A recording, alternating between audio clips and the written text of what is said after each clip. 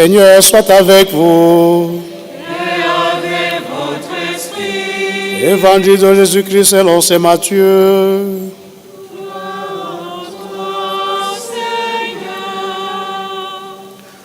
Voici quelle fut l'origine de Jésus-Christ. Marie, le mère de Jésus, avait été accordée en mariage à Joseph. Or, avant qu'ils aient habité ensemble, elle fut enceinte par l'action de l'Esprit Saint. Joseph, son époux, qui était un homme juste, ne voulait pas la dénoncer publiquement. Il décida de la répudier en secret. Il avait formé ce projet lorsque l'ange du Seigneur lui apparut en songe et lui dit « Joseph, fils de David, ne crains pas de prendre chez toi Marie, ton épouse. L'enfant qui est engendré en elle vient de l'Esprit Saint. Elle mettra au monde un fils auquel tu donneras le nom de Jésus, c'est-à-dire le Seigneur sauve, car c'est lui qui sauvera son peuple de ses péchés. » Tout cela arriva pour que s'accomplisse la parole du Seigneur prononcée par le prophète. Voici que la Vierge concevra et elle mettra au monde un fils auquel on donnera le nom d'Emmanuel, qui se traduit Dieu avec nous. Quand Joseph se réveilla, il fit ce que l'ange du Seigneur lui avait prescrit. Il prit chez lui son épouse. Acclamons l'évangile du Seigneur. Louange à toi, Seigneur Jésus. En ce 4e dimanche de l'Avent, nous pouvons dire que c'est le dimanche de l'annonce, parce qu'il y a 2 annonces importantes que nous trouvons dans ces lectures.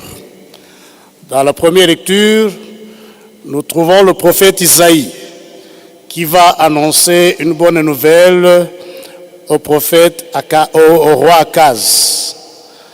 Et dans l'évangile, nous trouvons une annonce qui est adressée à Joseph, lui qui devra être le père nourricier de Jésus-Christ. Mais ces annonces sont reçues de 2 manières différentes, totalement différentes. Et nous trouvons 2 hommes à qui ces annonces ont été données, mais qui les accueillent de façon différente. D'abord, dans la première lecture, le roi Akaz est visité par le prophète Isaïe parce qu'il est troublé, il a des problèmes, il a peur parce qu'il y a 2 royaumes voisins qui veulent l'attaquer, qui veulent le détrôner. Et là, il a peur. Alors il cherche à faire l'alliance avec la Syrie, un royaume à côté aussi, qui devait, se disait-il, qui devait le défendre, venir à sa rescousse quand les autres devaient l'attaquer. Or, cela était interdit, que le peuple de Dieu soit lié, que le peuple de Dieu fasse des alliances avec des royaumes païens, avec des peuples païens. Mais lui, il ne veut pas écouter cela. C'est pour cela que le prophète vient chez lui, lui dit, fais attention. Il y a Dieu qui est là pour te protéger, pour protéger ton royaume, n'aie pas peur. Mais le roi Akaz, comme il a décidé, il ne veut pas écouter le prophète. C'est ainsi que le prophète lui demande alors, si tu hésites, si tu ne crois pas vraiment que le Seigneur, que Dieu est avec toi, demande un signe. Et l'autre, dans son hypocrisie, il dit, je ne peux pas demander un signe parce que je ne vais pas tenter Dieu. Mais c'était l'hypocrisie. Alors c'est ainsi que le prophète lui dit, bon, comme tu ne veux pas demander un signe, Dieu lui-même va te donner un signe. Et ce signe, celui-ci, c'est que ta femme va concevoir un fils et quand il va naître, tu l'appelleras Emmanuel, qui veut dire Dieu est avec nous. Donc Dieu est avec nous. Que ces rois que tu crains ne pourront rien te faire.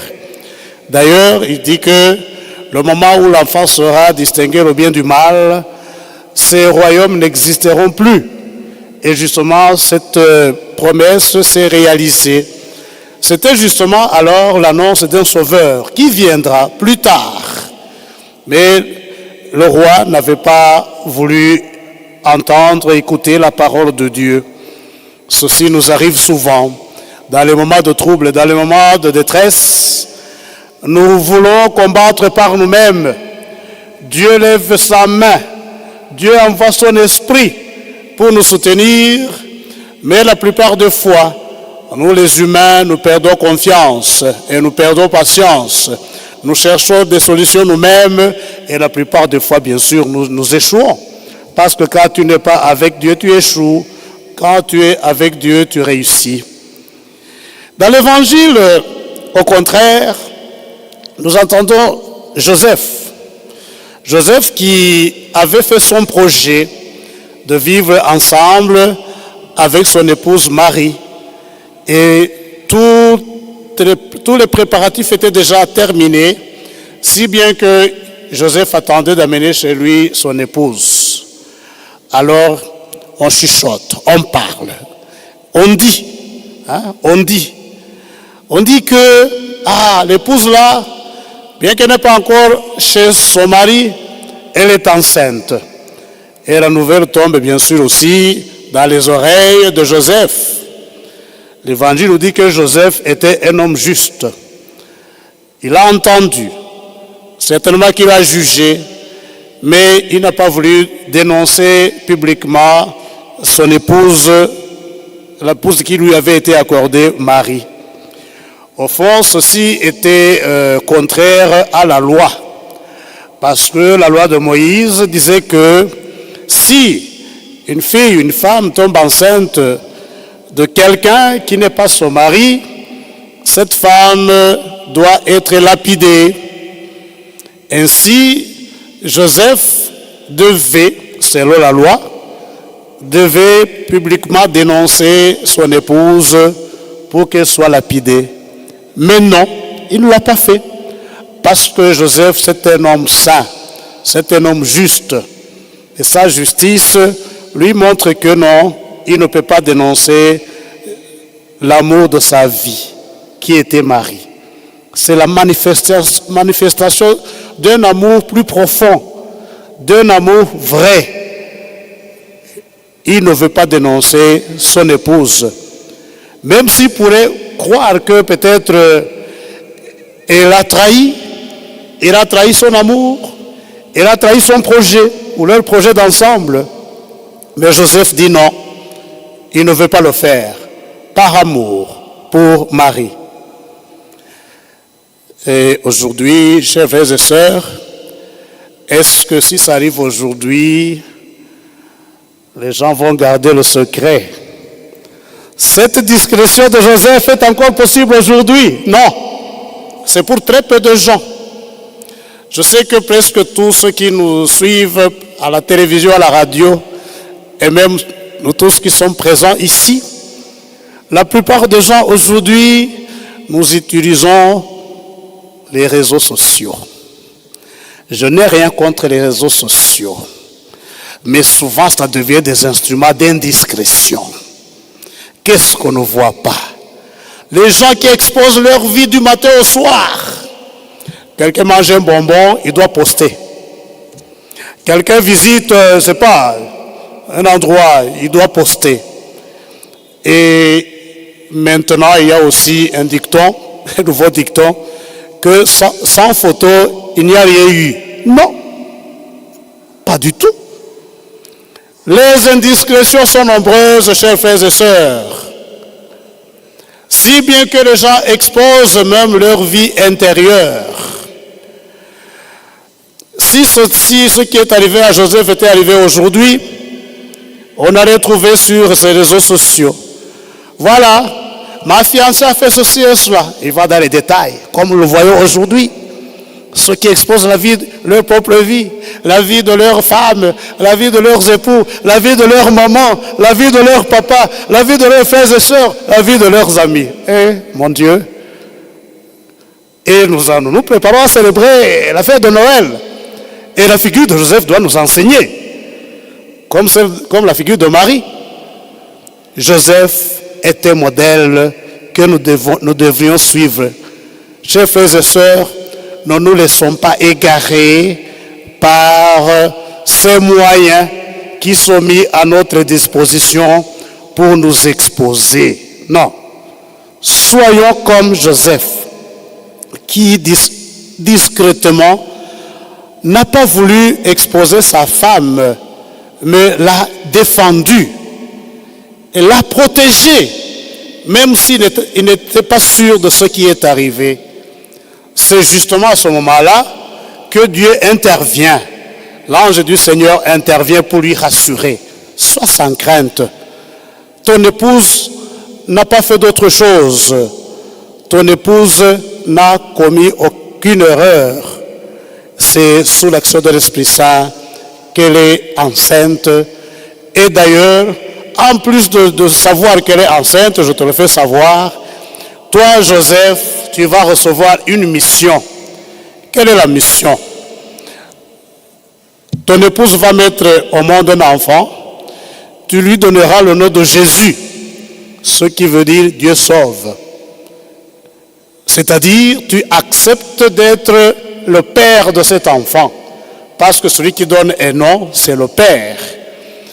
Il lui donne non seulement le nom, il lui donne aussi la descendance, la place au soleil, la place dans la famille humaine, dans la famille du roi David. Il lui donne la lignée. Et Joseph accepte cela sans discuter. Ainsi, Joseph manifeste sa sainteté, manifeste qu'il est vraiment le vrai serviteur de Dieu.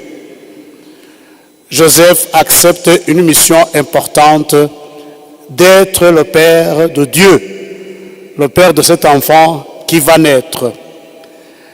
Chers frères et sœurs, la paternité comme la maternité est facteur de responsabilité.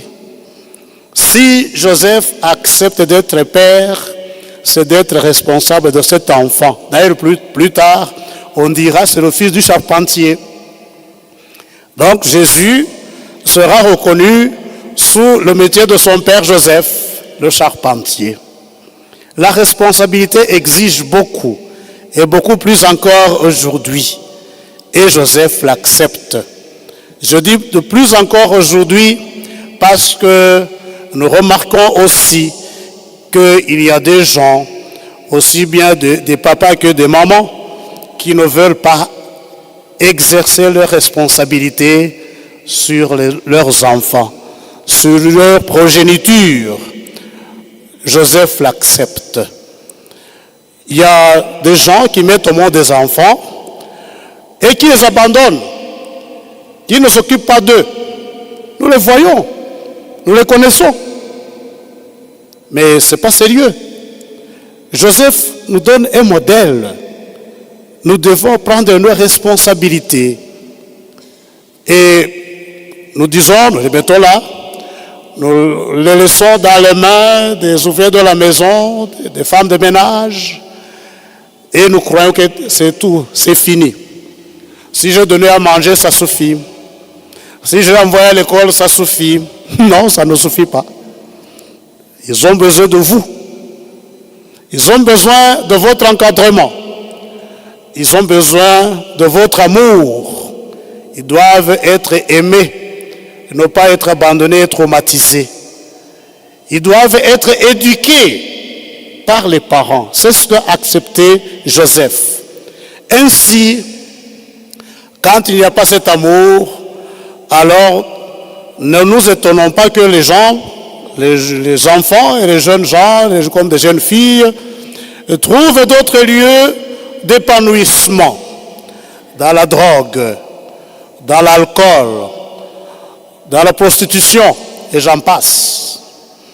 Ce n'est pas quelque chose de nouveau. Aujourd'hui, si nous nous lamentons que nous trouvons beaucoup de jeunes qui se laissent aller dans ces délits que je viens de citer, c'est parce que pour la plupart, nous sommes responsables ou irresponsables quelque part. Nous avons manqué à jouer notre rôle, chers parents. Et aujourd'hui, ce matin, je passais ici derrière, sur les routes, j'étais étonné. J'ai vu des enfants, des jeunes gens et des jeunes filles qui avaient des bouteilles et des alcools dans la main en train de siroter le matin à 7 heures du matin. Je passais pour aller à la messe. Oh, ça m'a fait mal. Et il y avait des agents de l'ordre qui passaient à côté là. Ils les ont hués parce qu'ils étaient ivres à mort. Ils ont hué les agents de l'ordre et ils ne pouvaient rien faire. Peut-être pour respecter la liberté des enfants de Dieu. Non, la liberté, ce n'est pas la liberté qui tue. Je crois que plus tard, nous serons tous condamnés parce que nous sommes en train de participer au délit de la non-assistance à personne en danger. Ces enfants, ces jeunes sont en danger, nous les voyons comme ça et nous croisons nos bras comme si rien n'est fait. Non, il faut les assister. Il faut essayer de les sortir du marasme où ils et elles sont. C'est la paternité, la maternité, la parenté responsable qui nous incombe, chers frères et sœurs. C'est ce qu'a accepté Joseph en acceptant d'être le père de Jésus-Christ. Aujourd'hui, en nous préparant à la célébration de Noël, cherchons aussi à entrer dans ce mystère de l'incarnation. Ne laissons pas les personnes humaines se tuer, se détruire, mais participons à la construction de la famille de Dieu comme à cette famille de Joseph, Marie et Jésus. Nous sommes appelés à aussi être des instruments de Dieu. Dieu qui s'est fait aider par les hommes pour arriver à sa mission de salut. Il a utilisé Marie, il a utilisé Joseph pour l'aider à mener à bien cette mission, cette promesse de salut du monde.